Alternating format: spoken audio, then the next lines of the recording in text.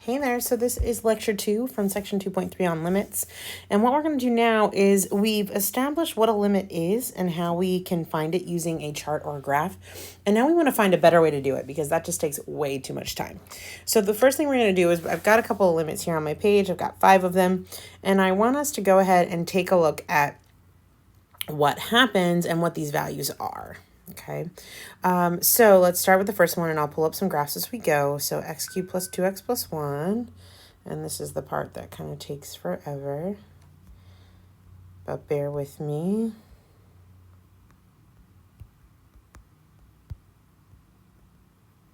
And it was something like x plus 2 on the bottom.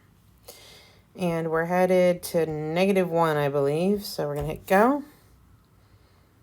And here's my graph. And at -1, well, at -1, let's see, that's here. That appears to be, I'm going to go -2. So this appears to be -2. So let's jot that down from our graph, okay? All right, x squared minus 2x minus 3.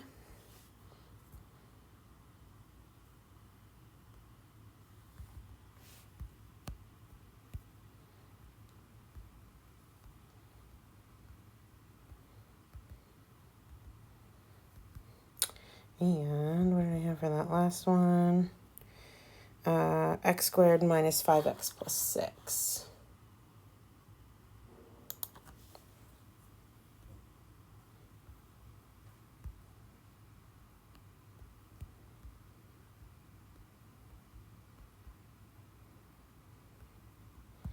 And let's see what happens. Uh-oh. There we go. All right, and we are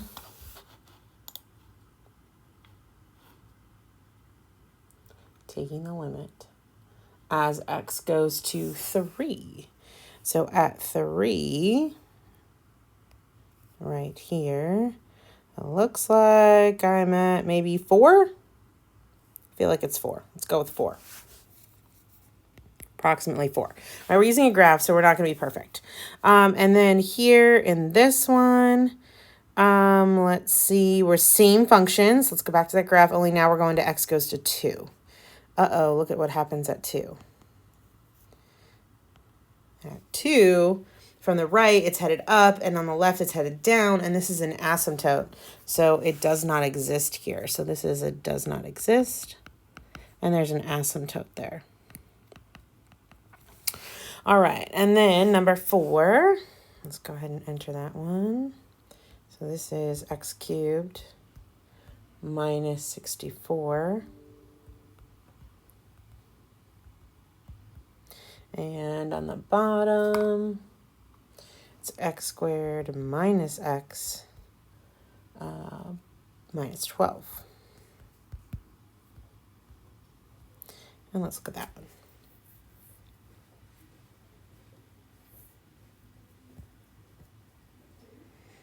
Okay, and we are looking as x goes to 4. Oh, geez. Oh, I definitely typed some things in there wrong.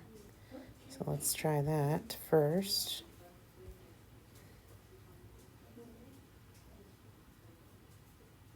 Oh, not right. Try again.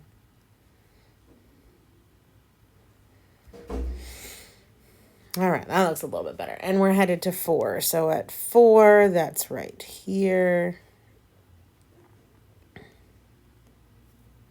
I don't know, let's go 5, 6, 7. Let's go with 7. Approximately 7. All right, and the last one, square root of x plus 12.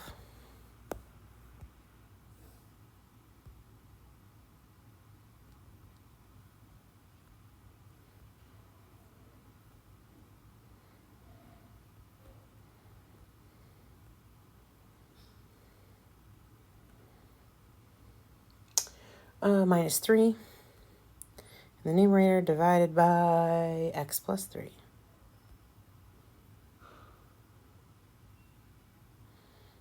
Close and go. Okay, and we are when x goes to -3. And -3 is going to be here. Oh, and that looks like I don't know, just under 1.17. I'm going to take a wild guess here, and I'm going to go with it's 1.167. There's a reason for that, right? That's a common decimal, repeating decimal, right? 0.1666666. Okay, so now our objective is to say, where in the world do these come from? So how do we calculate limits efficiently? Well, one of the first things we talked about is that wouldn't this just be easier if I could just like plug in the number and get an answer? So let's take a look in purple. Let's go and let's plug in the number. So if we just plugged in the value, that would be -1 cubed plus 2 times -1 plus 1 over -1 plus 2. And that's going to turn out to be -1 minus 2 plus 1 all over 1. So that turns out to be -2. Hey, guess what? They match. Okay. This one, when we plug in a 3, let's see what happens. So 3 squared is 9, minus 3 times 2 is 6, minus 3 on top. And on the bottom, you have 9 minus 15 plus 6. And in the numerator, that turns out to be a 0, right? 9 minus 6 minus 3. And 9 minus 15 is -6 over 6. That's also 0. So I don't get an answer, but I get a limit value, which is interesting. Okay. Number 3, if we plug in here, you're plugging in 2, so we get 4 minus 4 minus 3, and 4 minus 10 plus 6. So on top, that gives us a -3 because the 4s will cancel each other out. And on the bottom, that gives us 4 minus 10 is -6, plus 6 is 0. All right, so this one also would be undefined because I get a 0 in the denominator, but this time it does not exist with an asymptote. But notice up here, I had a 0 in the denominator for number 2, but I ended up with 4 as an answer, but maybe that's different. Down here for number 4, when you plug that in, 4 cubed is 64, so you get 64 minus 64. And on the bottom, it's 16 minus 4 minus 12. And we get 0 divided by 0. Okay, so again, an undefined, but hey, look, I got a limit for that one. Okay, I had a value. So maybe there's some kind of conclusion we can draw there. And last but not least, if we take the square root of -3 plus 12 over -3 plus 3 and a minus 3 on top, let's see. That's the square root of 9, which is 3 minus 3, and -3 plus 3 on the bottom. So this is 0 over 0 as well. So take a look at what's happening. So first of all, in the first one, if we plugged in and got an answer, that seemed to match our limit. So that's great. But then for 2, 4, and 5, when I plugged in my value, I got 0 over 0, but I got an answer of 4. And for number 3, I had a number, a -3, divided by 0, and the answer was does not exist. So how can we use the idea that if we plug in a number and it gives us information, that we can determine what that limit is? So that's the question. So it appears, though, that if we plug in the number, right, we plug in this -1 right there into our function, and it works, then that's our answer. And that would make sense, okay, based on what we know about limits. Because when you plug it in, that's the value when you get there, and our limit is what you're approaching. So if when you get there, there's a number there, then what you're approaching is probably that number, right? So that makes sense. But what happens when you get there and there is no number there? Okay, well, it looks like 2 scenarios are happening. Either we get there, but there's still a limit, or we get there and there's an asymptote, and then there's not a limit. And the structure looks different. So let's jump into that. So first of all, how do we calculate limits efficiently? Okay, well, it looks as though as if we can plug in numbers. And if we can plug in numbers, that means we have to be able to do algebra with our limits. And so we end up with these limit laws. And that just tells us that, hey, if I'm adding 2 things, so you have the limit of f of x plus g of x, and that means I can just take the limit of each thing. So I can take the limit of f, and I can take the limit of g, and I can just add them together. So I just add the L plus the M, right? In this case, note that the limit for F is L and the limit for G is M, okay? And that works the same way for subtraction too. So F and G, subtract them, we get the limit of F minus the limit of G, and we end up with L minus M. Same thing is true for multiplication. So if we have two things being multiplied and take their limit, you can take the limit of one and the limit of the other and multiply them and get answers, as long as they exist, right? That was the key thing. If they exist, if you get values, okay? If you don't exist, then it doesn't work. For division, we get a similar situation, f divided by g. Take that limit of f, take that limit of g, divide them out, except your m now can't be 0, because if it's 0, then you get something that doesn't make sense, right? So that's where those two cases where we had 0 over 0 and negative 3 over 0 don't work with our limit laws because that denominator ended up being 0. Two other quick limit laws here. If you have a constant times a function, then you can kind of pull that constant out front and just find the limit of the function and then multiply the two things together. Okay, and that's helpful occasionally as we move forward. And the same is true and works for power. So I have my function to a power. I can go ahead and take the function of the limit of that function and then just raise my answer to the power of n. Okay, so all of that works.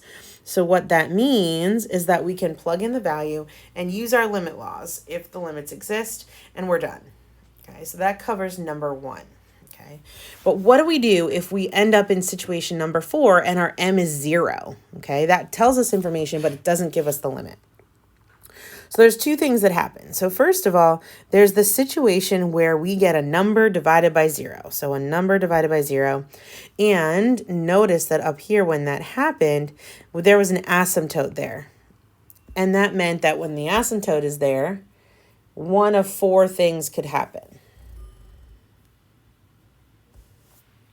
So one of 4 things can happen. So if you have an asymptote, I'm going to go over here to the side. So let's suppose that we have an asymptote here. So option 1 is that on the left-hand side, it goes to positive infinity, right? Because your only option is to go up along the asymptote or down. And on the right-hand side, I could go down, right? So that's option 1. Option 2, I could do the exact opposite. So I could go down from the left and up from the right. In both cases, I'm going in opposite directions, right? And this would be does not exist, right? Because you're going in opposite directions, so you're not going to the same place. My other 2 options would be we could go both up along that asymptote from the left and the right. In that case, the limit is going to be positive infinity because they're both going to positive infinity. And over here, we could also have my arrows both going down to negative infinity. And in that case, our limit is going to be negative infinity. So if you plug in and you get a number that is not 0 divided by a 0, you've got to be in one of these 4 categories. But how do you know which one? Well, notice what happens. Up here and above, I get 1 that's going to positive infinity. So if I plug in a number, this number here is going to be positive. And this one would be positive. But on the other side, this one would be negative and this would be negative. So I can check one number on each side and check to see what's happening. Because if one's positive and one's negative, I know that my answer doesn't exist. Down here, if I check a number on both sides, on the left, they're both going to be positive, and that's going to tell me positive infinity. And if they're both negative, then that's going to tell me negative infinity. So what we do, in summary, is to say, hey, we're going to consider what happens on both sides. And I only have to know whether it's positive or negative. So I only have to check one value on each side. And that will tell me whether it's positive if they're both positive, negative infinity if they're both negative, or does not exist if they're opposite signs. Okay. But what in the world do we do if it's 0 over 0? Okay. Well, 0 over 0 up here, remember, that 0 over 0 meant that I didn't get an answer, but there is a value to the limit. Okay, so when I looked at the graph, there was a value that made sense there, even if it didn't work when I plugged it in. So what we do is we call this an indeterminate form, and we need to do more work. So 0 over 0 means do more work. Now, depending on what type of function is, that work is going to look a little bit different. So let's see if we can sort some of that out. Okay, so in this one, in number 1, we plugged in our numbers. We got, let's see, By the way, as soon as you write down numbers, you can drop your limit notation. So when you plug in -1, that gives you -1 minus 2 plus 1. And this was -1 plus 2. And so we got -2 over 1, which was -2. Done, right? Okay. But in number 2, when we plugged in, this one was 9 minus 6 minus 3. And 9 minus 15 plus 6. And we got 0 over 0. Okay. Now this 0 over 0 tells me this is an indeterminate form, so I need to do more work, okay?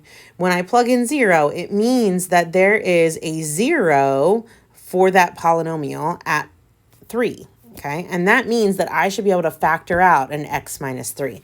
So when you have polynomials, the first thing we're going to do in terms of do more work is factor. Okay. Now, when we factor, we're not plugging in and finding the limit. So we need to make sure we keep our limit notation. So I'm going to keep the limit as x goes to 3 because we haven't evaluated that part yet. And I'm going to go ahead and factor that. So I'm looking for factors of -3 that add to -2. By the way, x minus whatever's here should be one of them. So x minus 3 should be one of them, both in the top and in the bottom, right? Because that's what's causing the zeros. So I just have to figure out what the other number is. And to get -3, I want a 1 here. So this is x plus 1. In the bottom, I need to get 6. So this is x minus 2. Okay. Now, what I want to do is to be able to cancel out those x minus 3s. Well, if I do that, I'm going to technically change the function because I'm eliminating a value, or actually I'm adding a value back to its possibilities, but I'm only adding back the x equals 3, okay? Because right now, because of this part right here, x equals 3 is not part of this function. It's not in the domain. But if I get rid of that part, then x equals 3 is in the domain, right? But that's the only part that a limit doesn't care about. It doesn't care about what happens when you get to 3, just when you get close. So for all intents and purposes, this limit is the same as if I take it away. So I can go ahead and cancel these and get x plus 1 over x minus 2. And once I've canceled the part that's making it 0, I can go ahead and try my limit again. So I can try to evaluate my limit by plugging in the 3. So I'll have 3 plus 1 over 3 minus 2, and that gets me 4 over 1. So that's 4. So there's an algebraic way that I got the value to the limit. Now, did it match our prediction from the graph? There it is. It sure did. Okay, so that worked out beautifully. So that's what we're going to do. So if we can factor, we're going to go ahead and factor. All right, this next one, when we plugged in 2 for number 3, what happened? Well, we plugged in, we got 4 minus 3. And 4 minus 10 plus 6.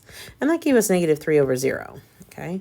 Now, this is not a do more work case. This is a number divided by 0. So this is an asymptote. Okay. Which means that we check a number on each side. So each side of what? Well, each side of where your x is going. So if x is going to 2, I want to choose a value on each side of 2. So I'm going to go with x equals 1 and x equals 3. Because they're easy to plug in. So f of 1, when I plug in 1, I get 1 minus 2 minus 3, and 1 minus 5 plus 6. And let's see, that turns out to be -4 over 2, so -2. When I find f of 3, for the x equals 3, when we plug in 3, we get 9 minus 6 minus 3. And 9 minus 15 plus 6. Uh-oh, that gives me 0 over 0. That means I can't use that one because it doesn't give me a value. Okay, so let's try something else. Let's try x equals 2.5. Because that's still larger than 2, but will work. So we're going to have to work a little harder to plug that one in. So we're going to take 2.5 and square it.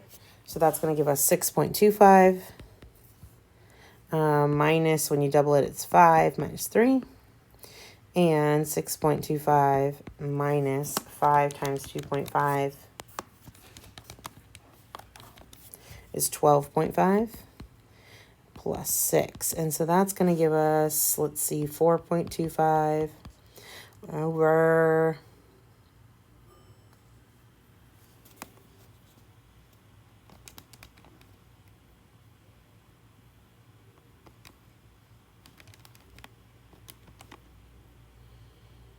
Uh-oh, hold on. Oops, I did something wrong up here. Try that again. On the bottom, we get negative 0.25. On the top, 6.25 minus 5 minus 3 gives me negative 1.75.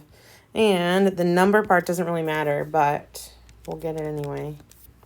This turns out to be positive 7, right? Negative divided by negative, and 1.75 over 0.25 gives you 7. So that means on one side we get a negative 2.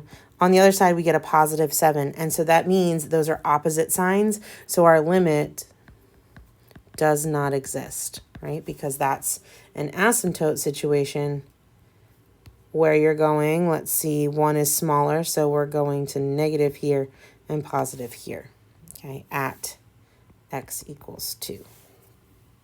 Okay, this is the asymptote, not the axis. All right, and so that's how we can tell. We can plug in one number on each side, assuming that we don't make a bad choice.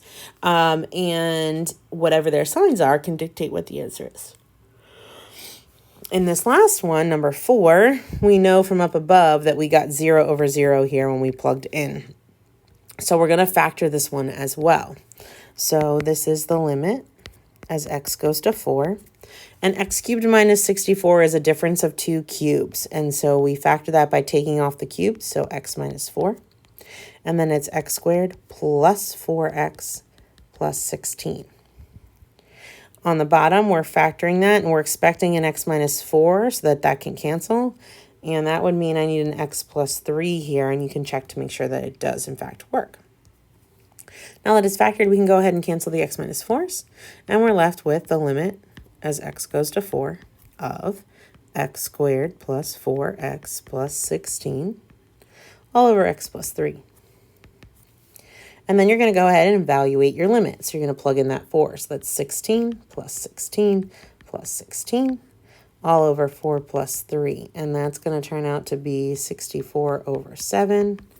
And when I divide that out, that is 9.1. Now, is that close to what we had?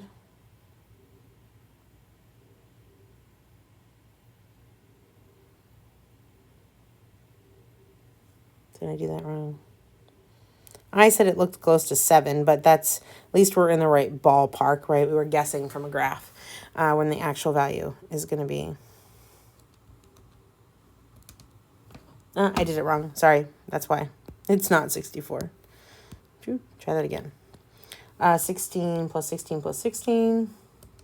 It's going to give you 48 over 7. And 48 divided by 7 is 6.9. And we said the answer was 7, so we're pretty darn close. Okay. So one option for your do homework is factoring. The other option that we're going to do is multiplying by the conjugate. So the conjugate is the same expression, only you're changing the negative to a positive. So in this case, we already know that when you plug it in, you get 0 over 0. So we're going to do more work. In fact, what we're going to do is we're going to multiply the same thing in the numerator, but switch it to a plus sign. We're going to multiply that in the top and the bottom so that we keep everything balanced. When we do that, again, hold your limit notation because we didn't move to values yet. When you take the square root times the square root, that's going to give you what's inside. So that's just x plus 12. And then the inside is going to be minus 3 square root, and the outside is going to be positive 3 square root. So this is built so that those two cancel, so you only need the first and the last. Negative 3 times positive 3 is minus 9. And on the bottom, I'm not going to multiply that out. I'm going to leave it like this. Okay. Then I'm going to simplify what's going on in the numerator and make that x plus 3, because 12 minus 9 is 3. And there is my x plus 3 that's going to allow me to cancel. So I can go ahead and cancel those two. And then I'm left with the limit as x goes to negative 3 of 1 over square root x plus 12 plus 3. And now that I've canceled and simplified, I can reevaluate my limit. And when I plug in that number, I can get rid of my limit notation. So this is going to be the square root of 9 plus 3. And that's going to be 1 over 6.